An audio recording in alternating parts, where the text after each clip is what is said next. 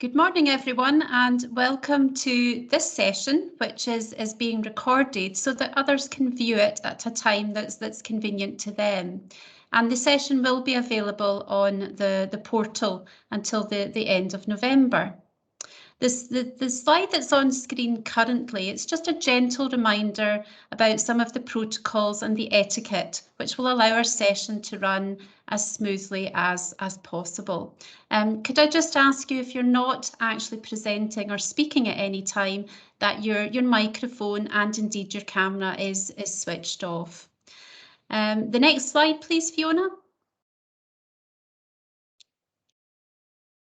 So today's session, my name is Denise Somerville and I'm an HMI Inspector with Education Scotland, and I'm the host for today's session, which focuses on learning for sustainability. Several years ago, Education Scotland began to create sketch notes, which can be found on the Education Scotland website. These sketch notes celebrate and they share some of the validated, effective practice we see as part of our visits to schools.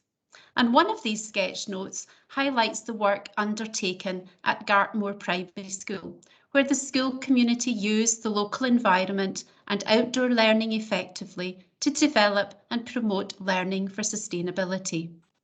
Fiona Buchanan is the head teacher at Gartmore Primary School, and in this session, along with pupils, we've got Ariane, we've got Iona, we've got Kyle, we've got Luke, and we've got Struan. She is going to provide some further insight into this effective practice at Gartmore.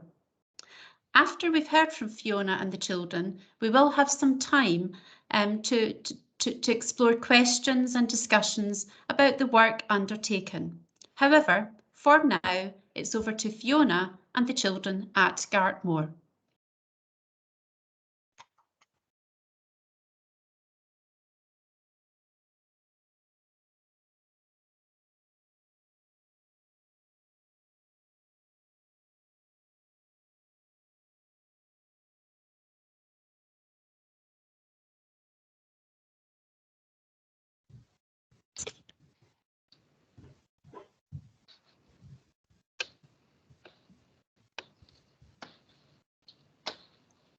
I think Fiona seems to have frozen here. The IT gremlins are playing havoc.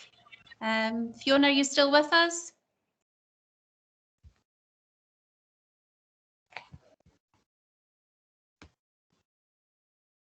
No, seems to have dropped out.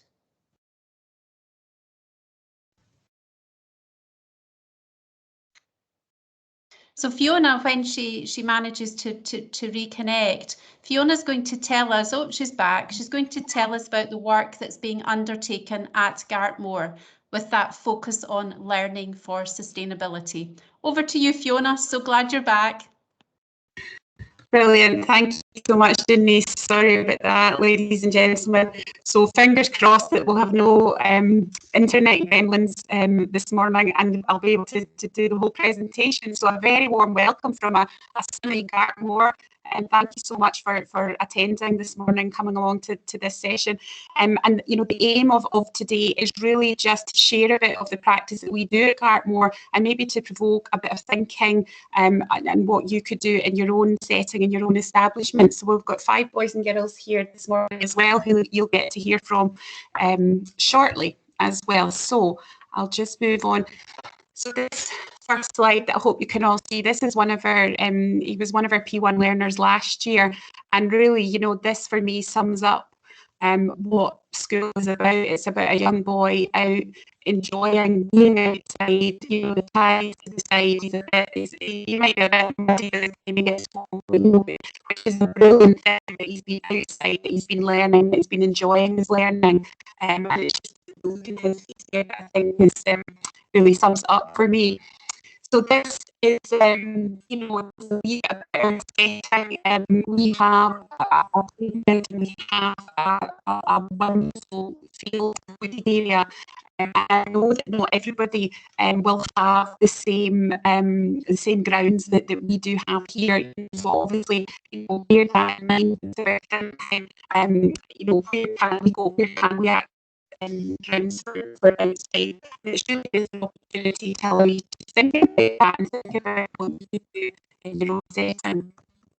So here is our goal. So we are the red part of Scotland there shows you that shows Stirling Shire. So Stirling is central Scotland, and Dartmoor is 20 miles west of Stirling, and we all community. We have a shop which is community owned. We have a hall which is run by the community, and most recently a pub was taken over by the community as well. Featured in the book, quite recently, so you might be able to see that part of the park, which is fantastic. Here.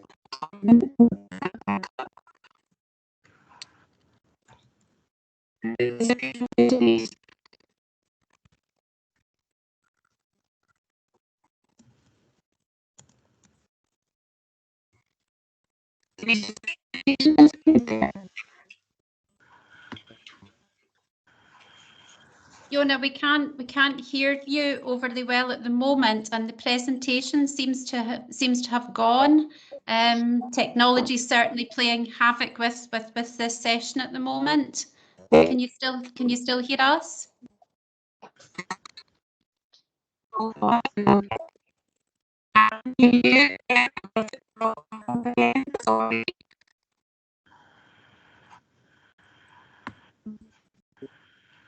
Can't really hear you very well at all, Fiona. As I say, the Stirling gremlins, the IT gremlins at Gartmore are certainly playing havoc.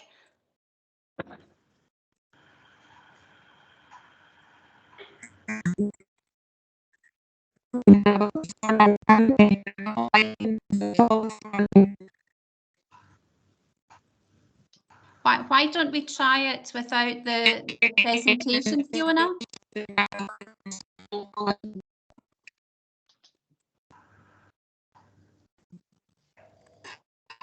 We could. Like I see this goes if it works. It should just be not again. Can you hear now? Still very crackly, Fiona.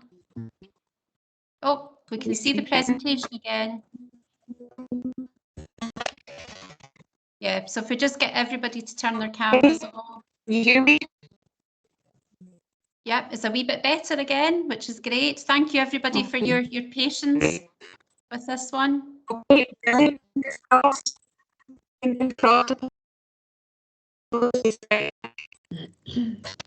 our school maybe 35 very small school. I'm a shared teacher with Nativity, which is 7 miles to the east.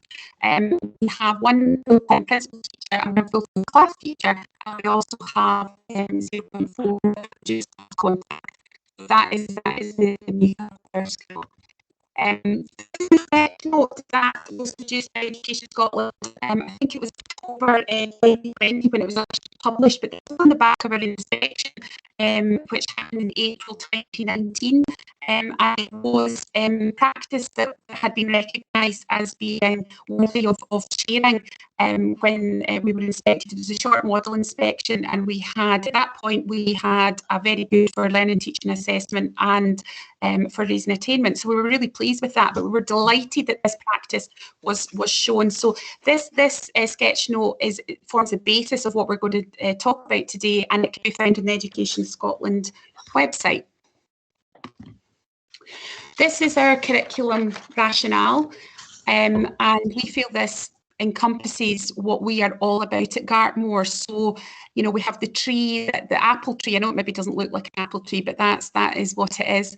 And where we're preparing children for, you know, a life yet to come, for what is out there in the world just now, but what is about to come as well. So our digital plays a big part of who we are as well as our expressive arts and health and well-being. So that was a sketch note that that's probably about 3 years old, that for our curriculum rationale.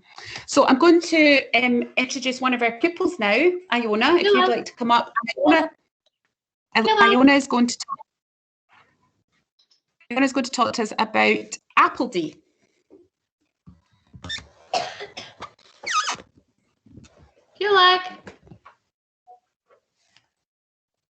Hello, my name is Iona. I'm a P4 at Gartmore Primary. I'm going to tell you about Apple Day, which is a special day that we have every year at Gartmore Primary. Apple Day has been running for 30 years, and it was initially set up by Mrs. Miller, who was head teacher of Gartmore at the time. It was Mrs. Miller who we have to thank for us having an orchard, as she planted the trees that we have today. Apple Day is always held at the beginning of October, usually before we go off for October holidays. It's a bit like a harvest festival where we are thankful for the apples that have been grown and harvested. The whole school is usually split up into groups, and we stay in the groups for the whole day. Sometimes we cut apples in half and paper print with them. We also have dipped them in chocolate, and we always get to eat them. We have done lots of other cooking and baking activities with them too. We've looked at different varieties of apples and how far they've travelled. It's interesting to see how many air miles it's taken to get them into our shops. We know that eating local produce is much better for the environment. We have planted apple trees, and we have also looked at the crab apples in our orchard. Apple Day is a really popular annual event in our school calendar, and something that we all look forward to. And it changes every year, so we don't always do the same activities. Well done. Thank you. Great, thank you very much, Iona. So Apple Day is a very big part of our year. We're actually just getting planned and organised for that to happen in the next couple of weeks as well. Another part of our whole school community and of the wider community of Gartmore is the Horticultural Society, and the Horticultural Society work with us very, very closely. They have an annual show every year, and usually at this time of year we come together and we decide what the schedule will be for the children's entries, and this was part of it where the ladies from the local sewing group came in to work with us on sewing. So you're thinking there about, yes, developing sewing skills, but we're also thinking maybe about learning for sustainability in terms of children being able to reuse clothes and to have, you know, different skills like that. So it's not just about the outdoor learning. And actually the lady in the middle there, she is of course an ex-teacher, retired, and she loves to come in and help us and support us. She's also a co-opted member of our parent council, so it's interesting how we can make links like that. This is a couple of pictures of the show. The big sunflower there, you can see, you know, it was over 6 foot tall, and a child had grown that at home. We've got some clay models that were made there.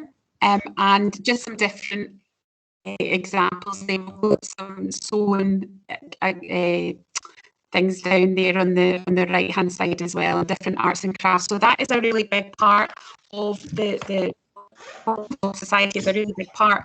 The children also grow plants and you know, whatever you produce for it as well. There's a photography competition. Sometimes it was a photograph of bluebells and the plants on the right hand side. The children took seeds home and grew them, and then they're bringing them back to the show, and we're hoping that families are going to come and visit the show and take part in that community event. So that's the Horticultural Society. Luke is going to talk to us now about another local community group called Green Roots. Hello, my name is Luke. I'm a P4 at Gartmore Primary School. Today I'm going to tell you about a local community group called Green Roots. Green Roots is a charity that helps young people support needs to learn and grow and do and work. Similar to space up at Gartmore House, which is a local hotel. The whole school went up to visit and we planted pumpkins and we looked at the pigs and the ducks. When it was time to harvest the pumpkins, we went back up and collected them all and brought them back to school. We had an amazing time carving them and our local toddler group came in to work with us. That night, the pumpkins were on display in our local community hub so that all the children who were gardening could see them. Green Roots is an amazing space for learning and helping people garden and learn about the ecosystem. We're glad they are one of our community partners. Well done, Luke. I have to tell you, ladies and gentlemen, Luke just stepped in at the very last minute this morning. One of our pupils who was going to say that was off sick. So Luke, well done. That was really super, considering you'd only joined us this morning. So a super well done to you, Luke. We have always had an interest in planting and growing, but we have really, in the last session, we really had a big focus on that, and the primary 1 to 3 classroom did a lot more planting and growing this year. So Ariane is going to come and tell us about the planting and growing project. Hello, my name is Ariane. I'm in P4. And I'm going to tell you about some of the work my class did with planting and growing this year. First, we looked at mini bees and found out how worms and pollinators, like butterflies and bees, help our food grow. We then planted lots of different things. We had potatoes and carrots and onions and tomatoes and pumpkins and rhubarb and leeks and strawberries and raspberries and peas, as well as some different herbs. We learned how to water and weed our vegetable patches. And since summer, we have been enjoying harvesting and digging up our food, making lovely things to eat. We have made pizza with the tomatoes, chips with the potatoes, and this week we made leek potato soup. The younger children washed and sorted some of the potatoes, whilst P4 made a pasta dish using our onions. Leftover food from our lunches and snacks gets put in our armory, which completes the cycle.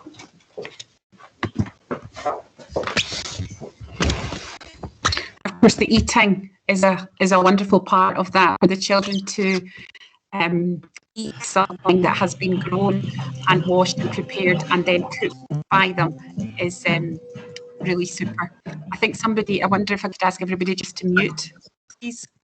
Thank you. So that is really super. As part of our COVID recovery, we have a really wonderful field with an orchard, and there's an awful lot for the children to do out there. However, our playground was really like quite a lot of playgrounds in Scotland, you know, a bit of black tarmac that the children went out to play in, and it wasn't really particularly interesting or motivating for them. So when we were coming back to school, it was a big thing for us to really think about the health and well-being of the children, particularly during break. Let me mute this person. I wonder if I could ask everybody to mute, please. You know, I'm the only one that's got his number, eh? Oh, right, okay, yeah. Actually, no, but right, okay. I think we're there. Good. Okay. Yeah, so it was a big part of our COVID recovery, thinking about our playground and what we were going to do to support the children during break times, and more play as part of the play pedagogy into our break times, but also that was able to be used for the children during class time as well, and the staff would have access to that. So I'm going to ask Kyle and Struan, who are our playground, what are you, playground manager and playground supervisor, playground captain And playground helper. and playground helper. They're going to tell you about our playground developments. Hello, my name is Struan and I'm a P7 at Gartmore Primary. Hello, my name is Kyle. I'm a P5 at Gartmore Primary. Today, we will be talking to you about different zones in our playground. Our parent council supported this goal by paying for resources and equipment for our playground. Although we have a really great field to play in, sometimes in the winter it's easier and quicker at break times to play in the playground. but sometimes there wasn't all that much to do. Mrs. Taylor spoke to the pupils about the types of things we like in our playground. One of our P7s last year was the playground captain, and he had meetings with Mrs. Taylor, Mrs. Hennessy, our SLA, and Mrs. Buchanan about the types of things we should have in the playground. This year I'm the playground captain, so I do things like help with resources and help the younger ones better organise games for them. We have 5 areas in our playground: the drama area, the active play area, the quiet area, the climbing area, and finally the construction area. The drama area is in our shed. There are curtains and a stage. The stage is raised above bathrooms so you can play with puppets, and also there are seats made of tires and wood. The active play area is an area to play with balls. There are basketball hoops and a wall to kick balls against. The quiet area is the place to go if you feel you need some thinking time, or a place to go if you're feeling quiet. We're going to get some storage out there, so you can read some books and magazines in case anyone would like to read. The climbing area is probably one of my favourite zones. There's a massive practice tile in the middle to climb and jump on. A big tree to walk over and run inside. There's also a sand in this area. We also have a construction zone, which is where we use lots of loose parts. Sometimes we build things with pallets or with other equipment. We play games with the loose parts we make up. Our after school club also gets to use the equipment after school, which is a good use of resources. Voice. And really, a really important part of the playground work is the work that pupils do alongside the staff on that. So it's not just a case of staff deciding what goes into those areas, but pupils were very much involved in that and actually are involved in the planning and organisation of resources as well. So there's been quite a lot of money went into that, where we're lucky enough to be supported by our parent council for that, which was super. Our green flag, so I know many of you will have been part of the Eco Schools Award. We have received 6 green flags now, and we were actually the first school in Stirling to ever receive a green flag, so we're very proud of that. This is some of the work, and you can see the picture on the left hand side there is Mrs. Miller, who was the lady that was spoken about earlier on, who was instrumental in planting the orchard. She's head teacher at Gartmore Primary, and she lives in the village, and we're lucky enough to still be supported by there about 8 miles and where different food comes from, and then they've gone up to the shop to look at, in our local community shop, to look at produce. And this next picture is just some of the activities that you would be involved with there. The boys and girls are looking through recycling to look again at where food has came from. And this was a celebration event in 2019 when we received our 6th green flag, which we're very proud of. Just a wee bit about school trip. We went on a school trip in June. The boys and girls went to Green Stations, which is a really fantastic place. It's near Portmantees in Stirlingshire, and it was whittling and woodwork they were doing, in building and hanging upside down from trees, as you can see there. And the children actually reported it was the best trip that they've ever had. Staff also thought it was the best trip because there was no shop. So, you know, it takes away that whole issue. And that is very much what we're about at Gartmore. Why would you want to go somewhere where children are going to be asked to spend money? Actually being out in the woods is the best thing. And one of the activities there was actually axe throwing. So that was a wee bit of a sleepless night, just organising the risk assessment for that. However, it was all done really, really well and in a brilliant way. So, good place for a school trip if anybody's interested in that. Of course, for our outdoor learning, we have, the typical things like den building. We're looking at cooperation and problem solving there, children working together, and children really having fun outside as well. And again, fire lighting, yes, they're learning essential skills about how to light fire and how to be safe around about fire. But in actual fact, who doesn't love, melting marshmallows or, having hot chocolate outside around a campfire? It is absolutely brilliant fun for them. Thinking about the curriculum in a wider sense as well, we do lots of literacy activities outside. I think children are spelling out there and numeracy, so from doing fractions and hoops there to measuring Again, it's just part of what we do, and I think that's really important, that we don't see our outdoor learning or our learning for sustainability as part of an add-on. It is very much part of the curriculum. Again, map work, which is really essential, and that led on to our Christmas show, our COVID-style Christmas show last Christmas, which obviously we normally have a really fantastic show in the village hall. We weren't able to do that because of COVID, so the staff organised performances which they filmed of the children, and they were quite short performances of different things, all Christmas related.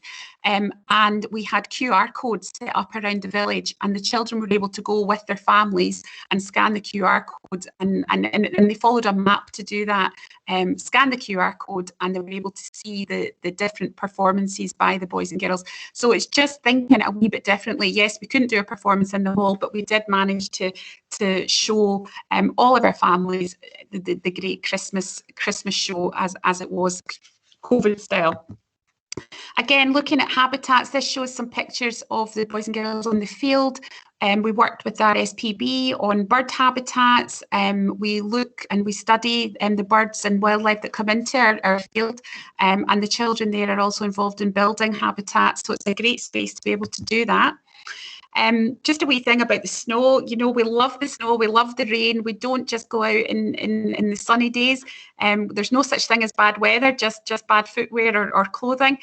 You know, and always thinking about the learning, what's happening out there. I've just put a few wee prompts up there that people might want to think about if you were taking children out in the snow. So yeah, as soon as it snows in Gartmore, the boys and girls come to school with their snow boots and wellies and waterproofs. So that's great. Again, another slide about Gardening Show Scotland that we took part in, which was a really super event. We do the Daily Mile, not necessarily every day, but we do it, and this is the boys and girls running in the local environment, not in our school grounds, but actually one of the lanes to the side. Also, you know, learning for sustainability doesn't just always happen outside. This was presentations that boys and girls were doing. Inside, it was a project in plastic that they were looking at. So, you know, the learning sometimes does happen inside as well. Just a wee bit about CLPL. I've put up a couple of books and things there that we use that are useful.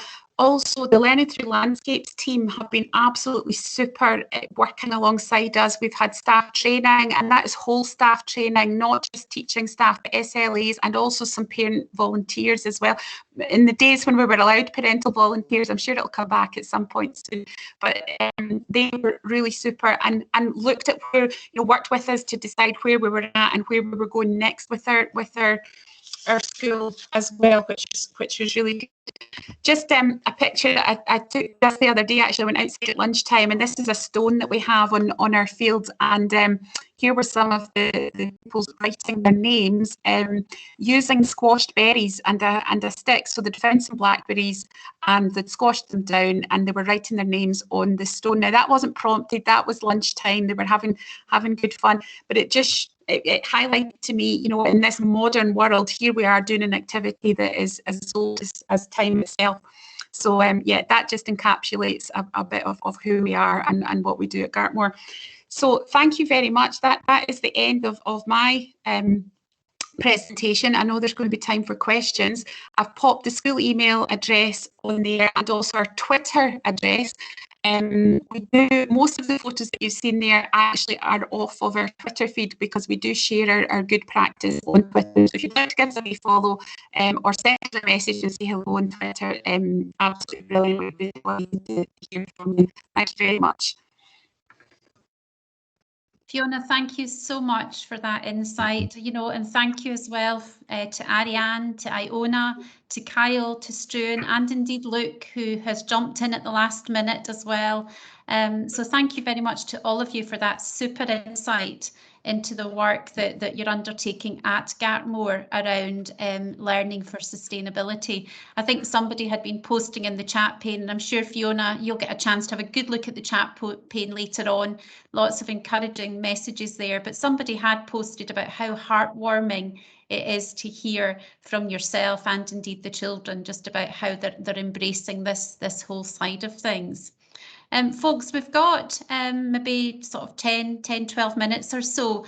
Does anybody want to post a question, a query in the chat pane, or indeed put your hand up, and hopefully the connection will stay good for us, and we can maybe pose some questions, ask some questions from Fiona.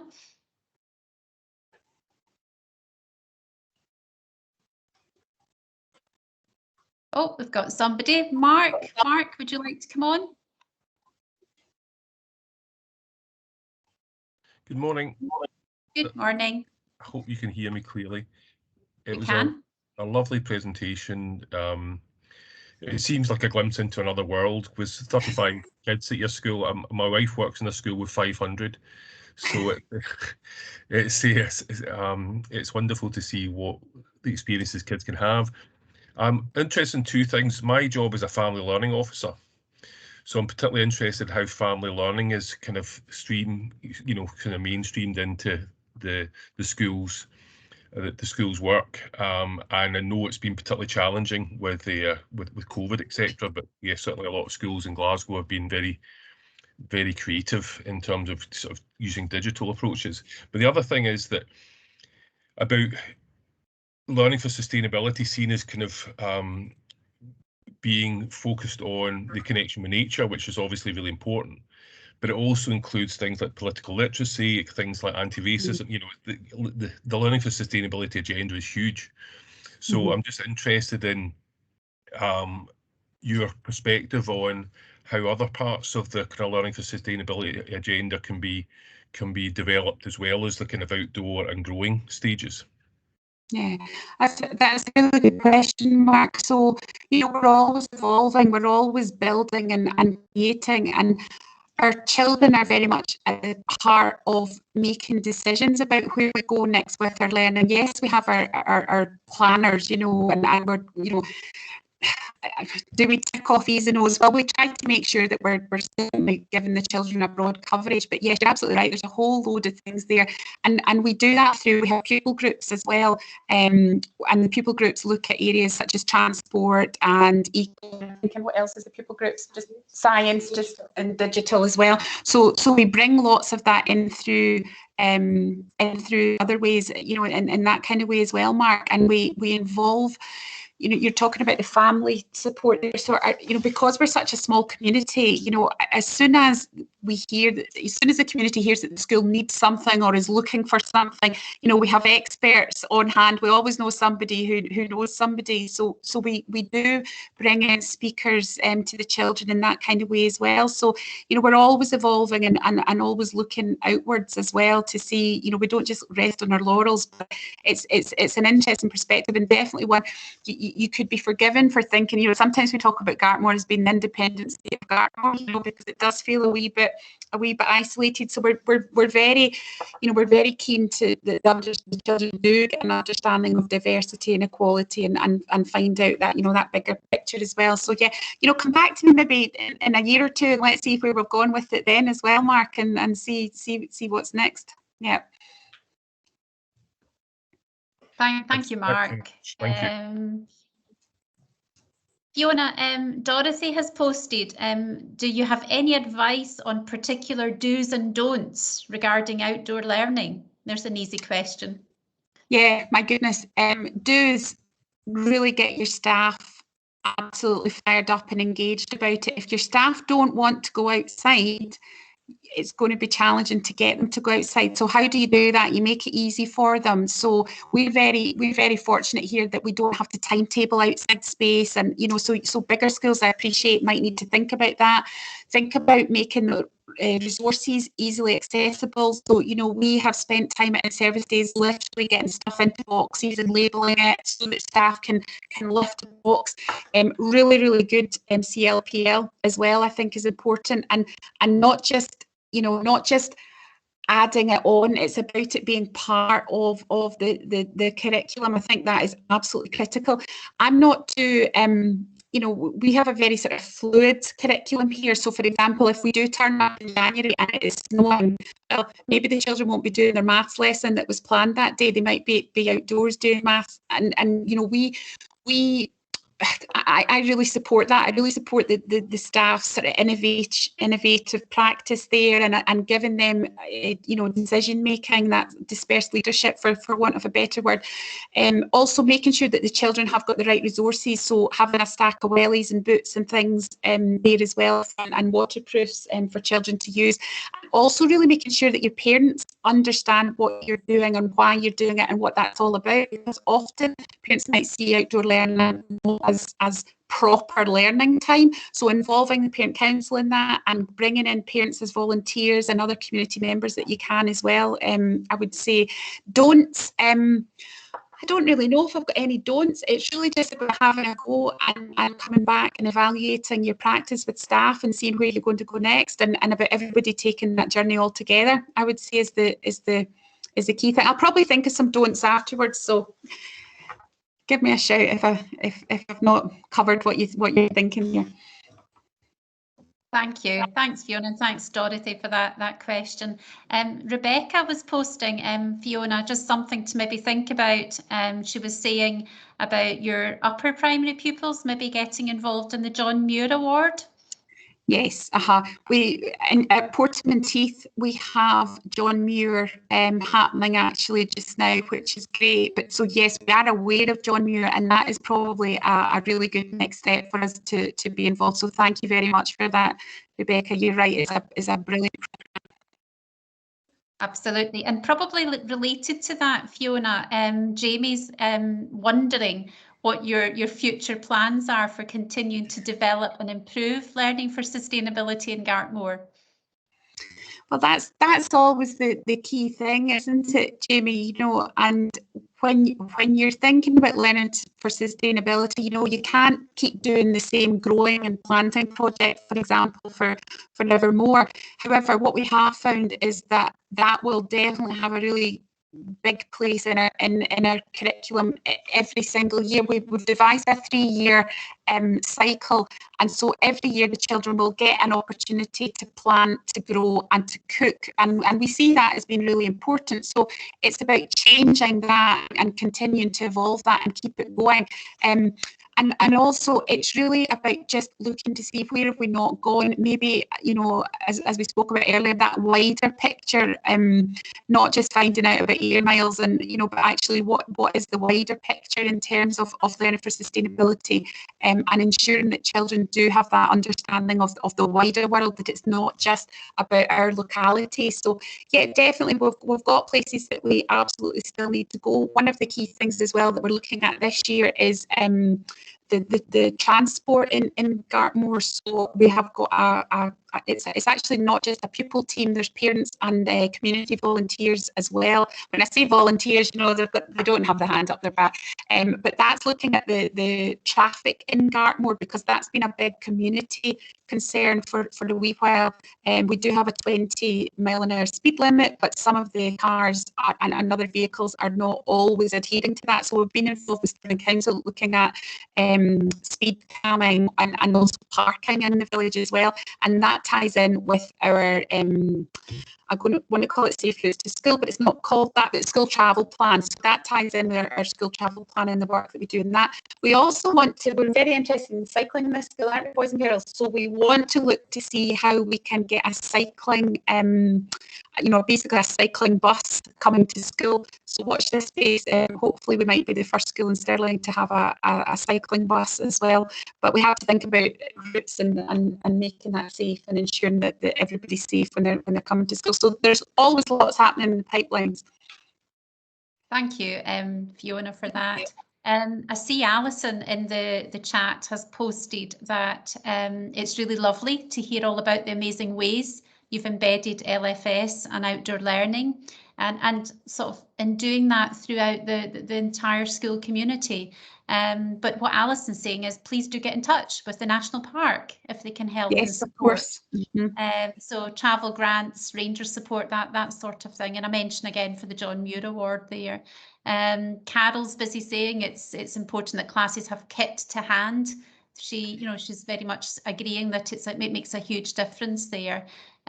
So lots of really positive comments. A link there to the Children's Parliament are launching a toolkit on Thursday adults and children, which is encouraging that whole sustainability agenda and the climate change agenda as well in there. So lots and lots and lots and lots of links, Fiona, for you to look at after the presentation too. People wanting to hear more about what you're going to be up to in Scotland, or indeed in Gartmore, I should say. One wee last question. How do you ensure that the children play an active role in actually planning and leading the work around learning for sustainability? Yeah, so our pupil groups all have a particular area that they look for, and our pupil groups every week just now, which means that they're able to drive things forward. So, for example, with the playground developments, for example, we knew that our parent council had some money that they were willing and wanted to donate to us, but it was very much about, well, as a staff, we could go in and say, well, we would like X, Y, and Z.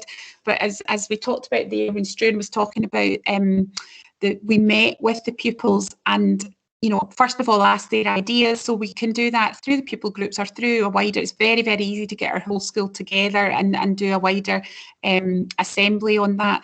So we ask for their ideas, and then actually children went away and looked at costings and prices with a staff member and brought that back again to the rest of the school, and then we go back and say, well, actually we could afford this, but if we get that, we can't get that. So they're very much involved in that, and on a day-to-day basis, just for example with our playground work, we have children who are working with our SLA to ensure that the correct resources are out. We don't put all the resources out at the one time, but just to ensure that everybody's getting access to that. And on a Friday, they sit together and plan for what's going to be out for the following week. And they are also very much involved. The older pupils there are very much involved in supporting the younger pupils in play. So we have a sports captain as well who will organise games at lunchtime. So that might be capture the flag or rounders or something like that. So the pupils very much have a big voice in what they want to say. When, for example, when we were creating this presentation, I spoke to them and we talked about the headings that we would include. What did they feel was important for Gartmore Primary, and they went away and actually wrote their speeches, the parts that they were saying themselves, which was really, really super, because essentially those words have came from them. It's not being me telling them what to write. So yeah, because and it does help that we're a small school. I think that does help. So yeah, sometimes our timetable, the pupil group meetings, for example, are timetabled, our assemblies are timetabled, and in some schools you may need to timetable outdoor space. I get that, but we're very well supported by our parent council and our wider community as well. So yeah, the pupils definitely have a fair voice in Gartmore. They absolutely do. We hear them regularly, don't we? Yes. Thanks for that, Fiona. And can I just say thank you once again to you and indeed all of the children from Gartmore for this presentation, which I hope everybody has found enjoyable and indeed informative. And as I said before, Fiona, there's lots of links in there, people offering links to resources and supports that they've discovered as well, and quite a few suggestions too.